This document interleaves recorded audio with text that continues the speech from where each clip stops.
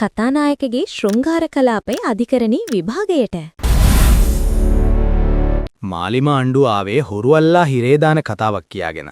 ඒක නිකන් කටවාචාලකමකටම දුන්නු පොරොන්දුවක් නෙවෙයි. මේ හොරුවල්ලන්න අවශ්‍ය සාක්ෂි ඔක්කොම Taman සතු බව අනුර කුමාරලා රටටම පෙන්නුවා.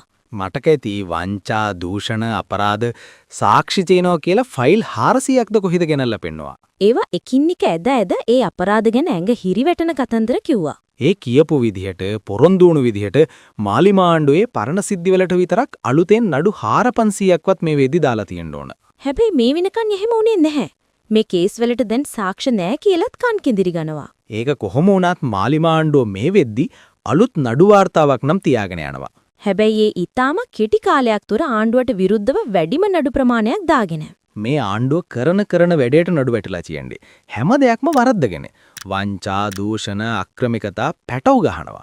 ආණ්ඩුවේ මැතිඇමතිවරුගේ වැඩකිඩවලට විරුද්ධව මේ වෙනකොට අල්ලස් කොමිසමට ලැබිලා තියෙනවා පැමිණිලි 20ක් විතර. හැබැයි ඒව ගැන විමර්ශනවත් සිද්ධ වෙනවා පේන්නේ නැහැ. අල්ලස් කොමිසමේ රිදී තාරාකාව වෙලා හිටපු රංගදසනායකත් දැන් පේන්නේ නැහැ. ඒව කොහොම වුණත් අධිකරණයට කෙලින්ම වැටුණු නඩු තව තොගයක්ත් තියෙනවා. ඒ ඇස්සේ ඉස්සරහට ලොකු කතාබහකට ලක්වෙන්න නියමිත රසවත් නඩුවකුත් තියෙනවා. ඒ පාර්ලිමේන්තුවේ හිටපු නියෝජ්‍ය මහලේකම් චමින්ද කුලරත්න තමාව කිසිදු සාධාරණ පරීක්ෂණයකින් තොරව අත්නොමතිකව වැඩ තහනම් කිරීමට ගෙන තිබෙන තීරණය බලරහිත කිරීමේ රිට් ආඥාවක් නිකුත් කරන ලෙස ඉල්ලා දාපු නඩුවේ. චමින්ද කුලරත්න අභියාචනාධිකරණයට ඉදිරිපත් කරපු පෙත්සමින් කතානායක ජගත් වික්‍රමරත්න එයාගේ පෞද්ගලික ලේකම් චමීර ගාල්ලගේ සහ චමින්දගේ වැඩතහනම් කරන්න කතානායකවරයා නීති විරෝධීව පත් කළ විමර්ශන නිලධාරියා වන එස්.කේ. ලියනගේ ඇතුළු 14 දෙනෙක් වගෝත්තරකරුවන් විදිහට නම් කරලා තියෙනවා. කතානායකවරයා විසින් චමින්දගේ වැඩතහනම් කිරීම ගැන නිල වශයෙන් ප්‍රසිද්ධ කළ කාරණය උනේ චමින්දගේ පත්වීම නීති විරෝධී බව විමර්ශනයකින් හොයාගත්ත නිසා ඔහුව ඉවත් කළ බවටයි. නමුත් ඇත්තට සිද්ධ වෙලා තිබුණේ නියෝජ්‍ය මහලේකම් චමින්ද කුලරත්න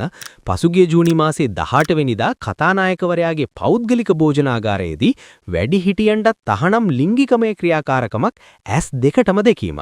කතානායකවරයා එක්ක ශෘංගාරයෙන් වෙලිලා හිටියේ ඔහුගේ පෞද්ගලික ලේකම් වුණ චමීර ගාල්ලගේ. කතානායකවරයා මෙහෙම ජරාසතෙක් බව ඔහු තැන කියන්න ගත්තා. ඒක රටේම ප්‍රසිද්ධ රහසයක් බවට පත් වුණා. චමින්දගේ රැකියාව අහිමි කිරීමට කතානායක ජගත් කටයුතු කරේ මේ සිදුවීම නිසා. දැන් චමින්ද නඩු කියන්නේ ඊට විරුද්ධවයි.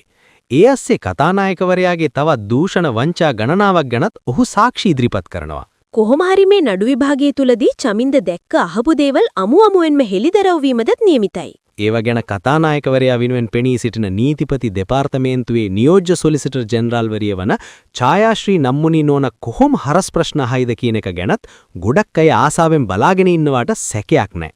ඒව කොහොම වුණත් දැන් මේ ඡායාශ්‍රී නම්මුනි නෝනා ඉන්නේ මේ නඩුවේදී කතානායකවරයා වෙනුවෙන් පෙනී සිටින පොටක් පාද ගන්න බැරුවේ. ඇධිකරණයට කියලා නඩුව තවත් දවස් ගානකට කල් දාගත්තෙත් ඒකයි. කතානායකවරයා චමින්ද වේලව්වේ තනිමටේට. නමුත් ඒකට ලියුම ගහන්න සිද්ධ වුණේ පාර්ලිමේන්තු මහලේකම් කුෂානි රෝහණදීරට. හැබැයි චමින්දයි කුෂානියයි හොඳ රාළුවෝ. සෑහෙන කාලයක් ඒගොල්ලෝ බොහොම අවබෝධයෙන් සහෝදරත්වයෙන් වැඩ කළා. නමුත් කතානායකගේ දැඩි බලපෑමද කොහොම හරි කුෂානිට සිද්ධ වුණා ලියුම ගහන්න. ඒ හින්දා මේ නීතිමය කටයුතු සිද්ධ වෙන ආකාරය අනුව චමින්ද පෙත්සමෙන් ඉදිරිපත් කරපු පළවෙනි වගඋත්තරකරුව වෙන්නේ තමන්ගේ යාළුවා කුෂානි. හතුර වුණු කතානායක දෙවෙනි වගඋත්තරකරුවා. පාර්ලිමේන්තු ගෘහකාර සභාවේ ඉන්න පාර්ලිමේන්තුවේ සභානායක, විපක්ෂ නායක, නියෝජ්‍ය කාරක සභා සභාපති, විපක්ෂයේ ප්‍රධාන සංවිධායක ඇතුළු ඔක්කොම 14 දෙනෙක් වගඋත්තරකරුවන් විදිහට නම් කරලා තියෙනවා. තමන්ව තනතුරෙන් පහල කිරීම නීති විරෝධී, අසාධාරණයි, ද්වේෂඝාතකයි කියලා ඔප්පු කරන්න චමින්ද ළඟ සාක්ෂි තියෙනවා. ඒ හින්දා ඔහු පෙත්සමෙන් ඉල්ලලා තියෙන්නේ තමන්ට තිබුණ වරප්‍රසාදයි, වන්දියයි, දඩයි ඔක්කොමත් එක්ක නියෝජ්‍ය මහලේකම් තනතුර ආපහු දිය යුතුයි කියලා. හැබැයි කතානායක ඇතුළු රජයේ නිලධාරීන් මේ පැත්තට පෙනී ඉන්න නියෝජ්‍ය සොලිසිටර් ජෙනරාල් ඡායාශ්‍රී නම්මුනි නෝනා දැන් ලෝකාමාරුවක දැන් වැටිලා ඉන්නේ. මොකද මේ නඩුව පටන් ගන්න ඉස්සෙල්ලා මේ වගඋත්තරකරුවන්ගෙන් ලිඛිත ප්‍රකාශ ලබා ගන්න ඕන මේ පෙත්සම්කරු නැත්නම් චමින්දගේ ඉල්ලීම් ලබා දෙන්න කැමතිද නැද්ද කියලා. මේ ඉල්ලීම් ලබා දෙන්න කැමති නැහැ කියලා වගඋත්තරකරුවන් ලිඛිතව සහතික කළොත් විතරයි නම්මුනීනෝනට මේ නඩුවේ වෙනුවෙන් පෙනී ඉන්න පුළුවන් වෙන්නේ. මොකද චමින්දට විරුද්ධව මේ වගඋත්තරකරුවන් සියලු දෙනා නිශ්චිතවම පෙනී සිටිය යුතුයි. සාක්ෂි දිය යුතුයි නිසා. හැබැයි මේ 14 දෙනාගෙන් බහුතරයක් දැනටමත් චමින්ද වෙනුවෙන් සහාය පළ කරලා ඉවරයි. මහලේකම් කුෂානිටයි සහකාර ලේකම්මටයි කිසිසේත්ම චමින්දට විරුද්ධ වචනයක්වත් කියන්න බෑ. පළවෙනි හේතුව චමින්දව තනතුරෙන් ඉවත් කළේ නීති විරෝධීව සහ බලහත්කාරයෙන් නිසායි. අනික චමින්දගේ පත්වීම නීත්‍යානුකූල බව මේ අය දන්නවා. එහෙම නොවුන්නම් මේ අය විරුද්ධ වෙන්නේ ඒ පත්වීම දුන්න දවසමයි. හැබැයි මේ දක්වා එහෙම පැමිණිලි මොකවත් ලැබිලා නැහැ. අනික හර්ද සාක්ෂියට එකඟව කොහොමටවත් මේ අයට චමින්දට විරුද්ධ වෙන්න බෑ. ඊළඟට වැදගත් වගඋත්තරකරුවන් වන්නේ සභානායක බිමල් රත්නායක සහ ගෘහකාරක සභාව නියෝජනය කරන අනිල් ජයන්ත මේ අයට තමන්ගේ ඇත්ත මතය කියාගන්න බැරුව ඉන්නේ. ඒත් ආණ්ඩුව ආරක්ෂා කරගන්න ඕන නිසා කතානායක කඩපු නීති විරෝධී පජාත වැඩේට පක්ෂ වෙන්න සිද්ධ වෙනවා. චමින්ද දැක්ක කියන ජරා වැඩේටත් කතානායකට අයිතියක් තියෙනවා කියලා පිළිගන්න වෙනවා. ඊට පස්සේ ඉන්න විපක්ෂ නායකය තුළු අනෙත් සියලු වගඋත්තරකරුවන් ඉන්නේ චමින්දලේ පැත්තේ. චමින්ද කුලරත්නව මේ තනතුරට පත් කිරීම අනුමත කරපු හිටපු අගමැති දිනේෂ් ගුණවර්ධන, හිටපු කතානායක මහින්ද යාපාබේවර්ධන, සුසිල් ප්‍රේමජයන්ත, ලක්ෂ්මන් කිරියල්ල මේ අය වගඋත්තරකරුවන්.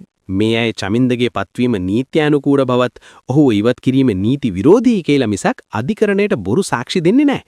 මේ අනුව චමින්ද නම් කරපු වගඋත්තරකරුවන් අති බහුතරයක් චමින්ද වෙනුවෙන්ම පෙනී ඉන්නකොට නියෝජ්‍ය සොලිසිටර් ජෙනරාල් වරිය කොහොමද කතානායක ජගත් වෙනුවෙන් පෙනී ඉන්නේ? චමින්දට පාක්ෂිකා පාර්ලිමේන්තු මහලේකම්වරිය වෙනුවෙන් පෙනී ඉන්න වෙන්නේ නියෝජ්‍ය සොලිසිටර් ජෙනරාල් වරියටමයි. කොහොමද එක වෙලාවේ එකම පාක්ෂයක විරුද්ධ මත දරන දෙගොල්ලක් වෙනුවෙන් ඉදිරිපත් වෙන්නේ? මේ නඩුව මෙහෙම ඉදිරියට ගෙනියන්න බෑ. සොලිසිටර් ජෙනරාල් වරියට අනේ මට නම් බැහැ කියලා නඩුව අතාරින්න වෙනවා. ඒත් එහෙම අතාරින්නත් බැහැ. කතානායකගේ පැත්ත ගන්න වෙනවා. චමින්දට විරුද්ධ වෙන්න වෙනවා. හැබැයි එහෙම කරන්නත් බෑ. නඩුව පරදිනවා අහන්න කලින්. චමින්දගේ ඉල්ලීම් සියල්ල දෙන්න වෙනවා. ඒ විතරක් නෙවෙයි මේ කතානායකවරයාට විරුද්ධව විශ්වාසභංගයක් ගෙන්නත් මේ සිද්ධිය හොඳටම ඇති. විපක්ෂයේ දැන් දතකට මැදගෙන බලාගෙන ඉන්නවා ඇත්තත් ඒකටයි. මේ භයානක තත්ත්වයේ හැටියට ආණ්ඩුවට දැන්ම අලුත් කතානායක කෙනෙක් හොයාගන්න වෙනවා. මොකද රංවලගෙන් පච වුණාට වගා නින්දිත විදිහට මේකෙනුත් පචවීම අනිවාර්ය නිසා. එහෙනම් අයුබෝ වේවා.